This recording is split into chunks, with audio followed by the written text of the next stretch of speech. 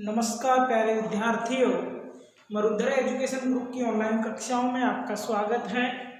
प्यारे विद्यार्थियों, हम बात कर रहे थे अंतरित प्रतिबाधा और परिचालन बिंदु प्रतिबाधा। परिचालन बिंदु प्रतिबाधा की भी हमने डेफिनेशन लास्ट क्लास में पढ़ी थी। अंतरित प्रतिबाधा क्या होती है उसकी परिभाषा भी हमने लास्ट क्लास में पढ़ी है। उसके बाद में हमने कल एक निष्कर्ष निकाला था कि जो ZT12 होता है उसके बराबर क्या होता है। हम बात कर रहे हैं BSc पार्ट सेकंड की इलेक्ट्रॉनिक फिजिक्स।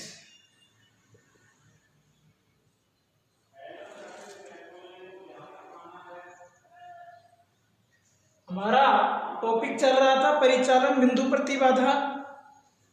परिचालन बिंदु प्रतिबाधा तथा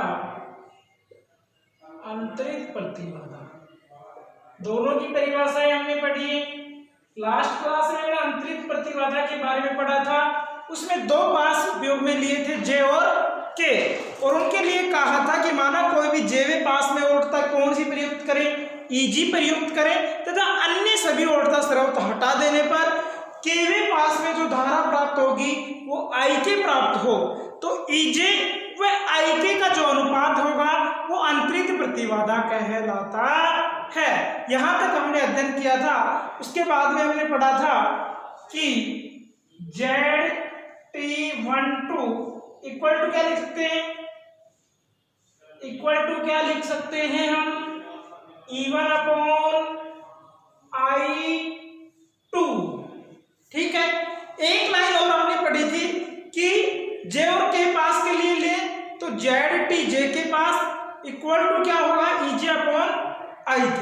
इसी प्रकार उसने कहा है कि इसका जस्ट अपोजिट होगा तो वो उसके तुल्य होगा, मान जो प्राप्त होगा दोनों का इक्विवेलेंट प्राप्त होता है। जैसे ZT21 तो ये क्या हो जाएगा, E2/I1। यही बात हुई, तो दोनों इक्विवेलेंट होते हैं। यहां तक हमने कल पढ़ लिया। ठीक है, उसके बाद यहां तक अध्ययन करने के बाद हम लिखेंगे कि किसी भी जटिल परिपथ जाल के लिए, किसके लिए, किसी भी जटिल परिपथ जाल के लिए पास समीकरण को निम्न रूप में लिखा जा सकता है। लूप इक्वेशन को निम्न रूप में लिखा जा सकता है। किसी भी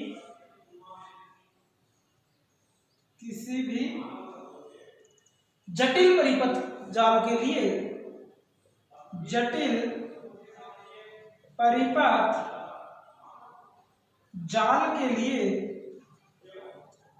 कौन से समीकरण को, कौन से समीकरण की बात कर रहे हैं, पास समीकरण, लूप समीकरण, पास समीकरण को निम्न रूप में लिखा जा सकता है। कौन से रूप में लिख सकते हैं भाई, पहले भी एक दिन हमने बात की थी, उसमें एक ही अंतर है, निम्न रूप में लिखा जा सकता है। क्या लिख सकते हो तुम इसको, E वोल्टता मैट्रिक्स बराबर Z प्रतिबाधा मैट्रिक्स, I या इसकी जगह 1 भी उपयोग में लिया गया। ठीक है, इस रूप में इसको लिख सकते हैं। उसके बाद Z प्रतिबाधा मैट्रिक्स है तो 3 पास के लिए क्या होगा, यदि Z प्रतिबाधा मैट्रिक्स है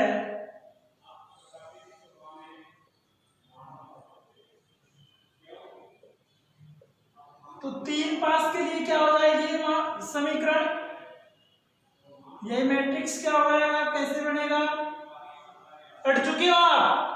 Z इक्विवेलेंट क्या लिख सकते हैं, Z बराबर मैट्रिक्स का कौन सा फॉर्म लिख सकते हैं, अरे Z11, Z12, Z13, इसी प्रकार Z21, Z22, Z23, इसी प्रकार Z31, Z32, Z33। यहां तक किसी को दिक्कत? इस रूप में हम लिख सकते हैं। यहाँ E जो इस समीकरण E क्या है? वोल्टता मैट्रिक्स। धारा मैट्रिक्स को I या स्तंभ मैट्रिक्स 1 के रूप में व्यक्त किया गया है। ठीक है। उसके बाद में कहा गया है कि जो Z मैट्रिक्स है, Z प्रतिबाधा मैट्रिक्स है, तो इन तीनों पासों के लिए हम क्या लिख सकते हैं? Z equal to Z11, Z12, Z13, Z21, Z22, Z23। इसके बाद Z31, Z32, Z33। यहां तक किसी को दिक्कत? हमने डेल Z भी लिखा था भाई, डेल Z की वैल्यू भी यही थी। कहीं देखा हो तो आपने, पीछे पढ़ा है हमने, डेल Z बराबर ये मैट्रिक्स प्राप्त हुई थी ना हमारे को। इसका उपयोग आगे भी हम करेंगे डेल Z का। तो किसी सारणिक के किसी पद, जैसे RS पद की हम बात करें भाई, कोई भी सारणिक है उसमें दो पद ले लें हम। RS, R तो क्या है? पंक्ति, S स्तंभ है। R क्या है? पंक्ति, S क्या है? स्तंभ वाला पद है। का सहखंड भी सारणिक होता है। क्या लिखना है आपको? किसी सारणिक के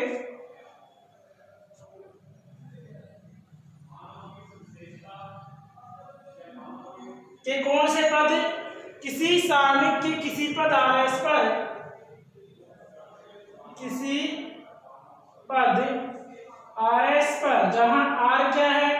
पंक्ति, S क्या है? स्तंभ। RS पर R पंक्ति और S स्तंभ का सहखंड भी, का सहखंड भी सारणिक होता है। क्या होता है? मैट्रिक्स रूप में होता है। ठीक है। उसके बाद हम डेल Z का, जो Z का सेकंड था डेल Z, इसका हम डेल 1 याद करें। इसका हमें क्या याद करें?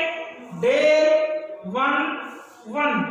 प्यारे विद्यार्थियों, आपने 12th में भी ये बातें मैथ में भी पढ़ी होंगी कि कैसे सारणिक का मान सोल्व किया जाता है। और जो ये सारणिक, जो सेकंड भी सारणिक होता है जिसका क्रम मूल सारणिक से एक कम होता है। जिसका क्रम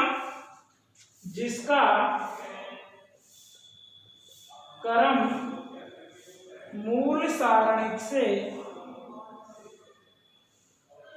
एक कम होता है।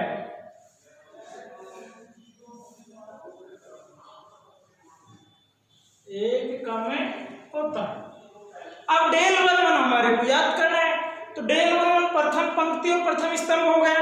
इनको लुप्त करके जो मान बचेगा वो सारणिक होगा, यानी कि Z11 अपने को मान याद करना है। ठीक है। तो क्या करेंगे? ऐसे ही करते थे ना, ध्यान से देखो। जिसको याद करना है उस स्तंभ को और पंक्ति को छोड़ देते थे। जो मान शेष बचता था वही उसकी मैट्रिक्स का मान होता था। ये था ना डेल, जो Z है उसका हम Z11 याद करें, डेल 1 याद करें, तो Z11 याद करें तो क्या बचता है? Z11 ये पंक्ति और स्तंभ लुप्त हो गया। क्या बच गया? Z22, Z23, Z32, Z33। ये मान हो गया। ऐसे हम डेल 1 भी याद कर सकते हैं। डेल 1 यानी कि Z12 याद करेंगे। ध्यान से देखो इधर, Z12 याद करेंगे तो क्या हो जाएगा? ये कैंसिल हो जाएगा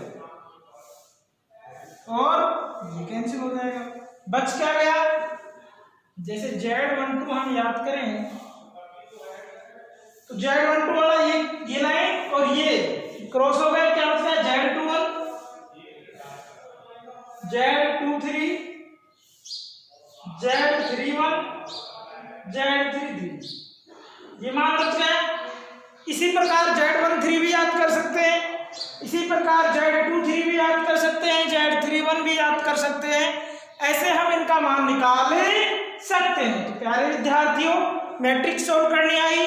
उसके बाद यहां तक लिखने के बाद क्या लिखना है कि किसी भी परिपथ जाल के लिए आरवे पास की जो परिचालन प्रतिबाधा होगी वो परिपथ की प्रतिबाधा मैट्रिक्स की सारणी डेल जेड तथा सारणी के आर आर पद के सहखंड डेल आर आर के अनुपात के तुल्य होती है। इसका कहने का मतलब ये है जेड आर इन जो होगा वो किसके इक्विवेलेंट होगा, वो del Z upon del R R इसके बराबर होता है। यदि एस उपयोग में ले तो डेल आर एस। ठीक है विद्यार्थियों, क्या बोला है इसने, क्या कहा इसके बारे में कि किसी परिपथ जाल के लिए आर वे पास की परिचालन प्रतिबाधा परिपथ की प्रतिबाधा मैट्रिक्स की सारणिक डेल जेड तथा सारणिक आर आर पद लिया है कि सहखंड डेल आर आर के अनुपात के तुल्य होती है, यानी कि जेड आर इन बराबर del Z upon del R R. ये आपका लास्ट सॉल्यूशन होगा। और इस तरह से आपकी जो टॉपिक था परिचालन बिंदु प्रतिबाधा और अंतरित जो प्रतिबाधा है वो कंप्लीट होता है। तो प्यारे विद्यार्थियों, कल तक हमने ये यहां तक लिख लिया था। उसके बाद में आपको यहां से आप जो नोट्स बनाने हैं यहां से आपको लिखना है और ये कंप्लीट इसी रूप में लिखना है। लास्ट लाइन में एक बार फिर से बोल देता हूं, इसके ऊपर वाली जो लिखोगे, किसी परिपथ जाल के लिए आरवे पास की परिचालन प्रतिबाधा परिपथ की प्रतिबाधा मैट्रिक्स की सारणिक डेल जेड तथा सारणिक आर आर पद के सहखंड डेल आर आर के अनुपात के तुल्य होती है, अर्थात Z R equal to del Z upon del R. यहां तक कोई दिक्कत? इस तरह से आपका टॉपिक ये कंप्लीट होता है। तो प्यारे विद्यार्थियों, आपको यहां तक अच्छे से अध्ययन करना है। जो बेसिक हमारी बातें थी, परिभाषाएं, नेटवर्क थ्योरी, नेटवर्क में क्या क्या पढ़ा है, कितने इसके भाग हैं, वो आपको कंप्लीट पता होना चाहिए। ठीक है, कल हम बात करेंगे यानी कि जो परिपथ होता है फर्स्ट एंड सेकंड का जो लघुकरण होगा उसके बारे में हम अध्ययन करेंगे। और उसके बाद में जो आपकी सुपरपोजिशन थ्योरम वगैरह जो इंपॉर्टेंट होती हैं एग्जाम की दृष्टि से, उनका भी अध्ययन करेंगे। एक इसमें हम उदाहरण लेके समझ भी सकते हैं कि इस सूत्र का उपयोग कहाँ किया जाता है। इस उपयोग जो यह सूत्र होगा इसके उपयोग को समझने के लिए एक सरल परिपथ जाल का उपयोग हम कर सकते हैं, जो हम नेक्स्ट क्लास में बताएंगे आपको। तो यहाँ तक आपको नोट्स में रिटर्न करना है। ओके।